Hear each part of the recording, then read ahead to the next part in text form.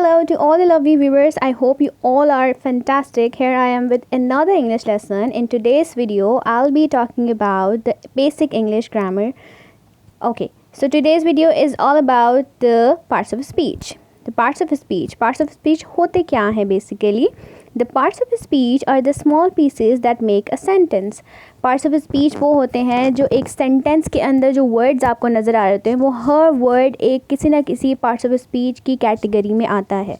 For example जैसे मैंने यहाँ पे एक एग्ज़ाम्पल लिखी हुई है कि आई एम अ पेंटर.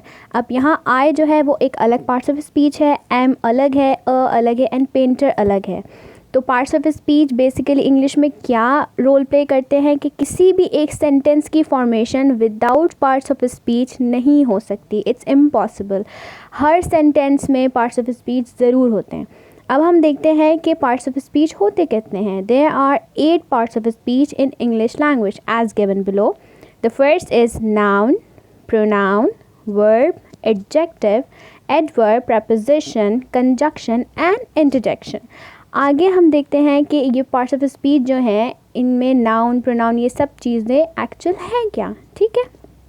अब नाउन क्या है? नेम ऑफ एनीथिंग, किसी भी चीज़ का नाम. अभी आप इस वक्त अपने आसपास जो भी चीज़ें देख रहे हैं ना वो कहीं ना कहीं एक नाउन है. आपके सामने हो सकता है कुछ एक बल्ब लगा हुआ हो, फ़ैन हो, वॉल हो, कबर्ड हो, आपका मोबाइल है, आपके मोबाइल की स्क्रीन है. ये सब नाउन है. और किसी भी इंसान का नाम भी हो सकता है. जॉन है, सारा है, समन है, मुइज़ है, बहुत सारे नाम होते हैं. ठीक है. प्रोनाउन क्या होता है? It is use instead of a noun. अब जो आपके नाउन के बजाय, जो नाउन के रिप्लेसमेंट में जो यूज़ होता है उससे आप कहते हैं प्रोनाउन. He, she, it. यहाँ पे मैं और एक ऐड कर दी, दे, वी, देन आपका आ जाता है यू. ऐसे बहुत सारे आपके प्रोनाउन भी हो जाते हैं. ठीक है. अब वर्ब क्या होता है? Verb basically shows action. Verb आपको बताता है कि कोई थिंग है, कोई इंसान है, वो क्या काम कर रहा है. For example do, talk, walk, sleep. यहाँ पे मैं एक एग्ज़ाम्पल ऐड कर देती हूँ कि I am talking to my friend. अब यहाँ पे जो टॉकिंग आपको नज़र आ रहा है ये है वर्ब. ठीक है. या फिर आप ये भी कह सकते हैं आई एम स्लीपिंग. स्लीपिंग क्या है? वर्ब है सेंटेंस में. एडजेक्टिव्स क्या होते हैं? एडजेक्टिव डिस्क्राइब अ पर्सन और थिंग. ये किसी भी चीज़ को या किसी भी इंसान को डिस्क्राइब करते हैं, उसकी खुसूसियत बताते हैं. जैसे कि ब्यूटीफुल, लेज़ी, एक्सपेंसिव. यहाँ पे एक एग्जांपल ऐड करते हैं कि माय मोबाइल इज़ एक्सपेंसिव. ठीक है. आपका मोबाइल इस वक्त आपके हाथ में, आपने बोला जी माय मोबाइल इज़ एक्सपेंसिव. अब यहाँ एक्सपेंसिव आपने क्या किया? ये एडजेक्टिव है. ठीक है. नेक्स्ट स्लाइड की तरफ चलते हैं और एडवर्ब्स को देखते हैं. एडवर्ब क्या है? Adverb modifies verb, an adjective, a word और एन एडवर्ब. एडवर्ब जो है वो वर्ब को भी बताता है, एडजेक्टिव को भी बता रहा होता है और एडवर्ब को भी बता रहा होता है. जैसे कि जेंटली, लवली, क्विकली और बहुत सारे. यहाँ पे एक एग्जांपल ऐड कर देती हूँ आपके लिए. This painting is lovely.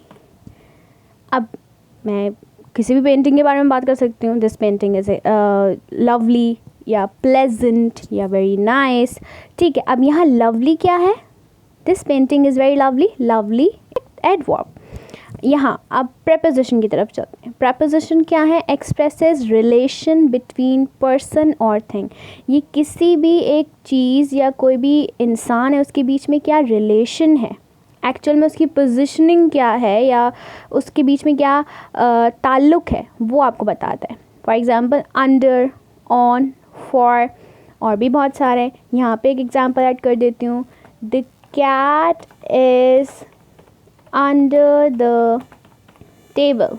Example मैंने अपने पिछले लेक्चर में भी यूज़ की थी जो इंट्रोडक्शन टू द बिगिनर था. अच्छा, अब जो कंजक्शन है, कंजक्शन क्या है? कनेक्ट और कोऑर्डिनेट बिटवीन सेंटेंसेस. ये दो सेंटेंसेस को के बीच में कनेक्शन का काम करता है या फिर उनको कोऑर्डिनेट करता है। जैसे कि मैंने यहाँ पे एक एग्जांपल लिखी हुई, I am Hina and I am a teacher. अब एंड यहाँ पे क्या है जी, एंड आपका कंजक्शन का काम कर रहा है, ठीक है। इसके अलावा और भी बहुत सारे कंजक्शन होते हैं, बट है, इफ़ है and etcetera. Interjection express feelings और सडन इमोशन। बहुत जो आपकी फीलिंग्स होती हैं, इमोशंस होते हैं, आप हैप्पी हैं तो हुर्रे कहते हैं, आप कोई अमेज्ड होते हैं, अमेज्ड हो गए, जैसे कोई किसी भी पेंटिंग को देख के, किसी भी जगह को देख के, किसी भी पिक्चर को देख के आप हैरान हो गए तो आप कहते हैं वाओ, तो ये आपका एक इमोशन है। अब वो जो है वो इंटरजेक्शन है। अच्छा, आज की जो ये लेक्चर था ये बेसिक बिल्कुल आपको इंट्रोडक्शन देने का था कि पार्ट्स ऑफ स्पीच एक्चुअल होते क्या हैं, ताकि आगे आपको ये बहुत हेल्प करेंगे मेरे आगे सारे लेक्चर्स में। आपको पता होगा कि पार्ट्स ऑफ स्पीच के बारे में अगर मैं बात कर रही हूँ, किसी भी इन सब किसी भी एक के बारे में, नाउन, प्रपोजिशन या किसी भी एक के बारे में बात कर रही हूँ, तो आपको पता होगा कि मैं एक्चुअल पार्ट्स ऑफ स्पीच, आपको आइडिया होगा कि ठीक है, इस लेक्चर में आपको पार्ट्स ऑफ स्पीच के बारे में एक आइडिया मिल गया है। आई होप कि आपको इस लेक्चर के ज़रिए पार्ट्स ऑफ स्पीच के बारे में सब चीज़ें क्लियर हो गई होंगी। अगर नहीं हुई तो आप मुझे कमेंट सेक्शन में पूछ सकते हैं, आप मुझे ईमेल कर सकते हैं, आप मुझे इंस्टाग्राम पे फॉलो कर सकते हैं, कनेक्ट विद हिना के नाम से मेरा पेज है, वहाँ फॉलो कर सकते हैं। वहाँ पे मैं डेली पोस्ट अपलोड करती रहती हूँ। बाकी इस चैनल को प्लीज़ सब्सक्राइब करें और शेयर करें। हो सकता है कि आपके कोई ऐसे अज़ीज़ हों जिनको इंग्लिश की प्रॉब्लम्स हों या उनको प्रॉब्लम्स आती हों डेली, तो उनके लिए लेक्चर्स बहुत एक अच्छा रोल प्ले कर सकते हैं। सो आई होप कि आप लोग जो है ज़रूर इस चैनल को सब्सक्राइब करेंगे। अगर आपको ये वीडियो ये पसंद आई हो तो please like and share it. Thank you so much. I will see you in the next lecture. Till then, take care.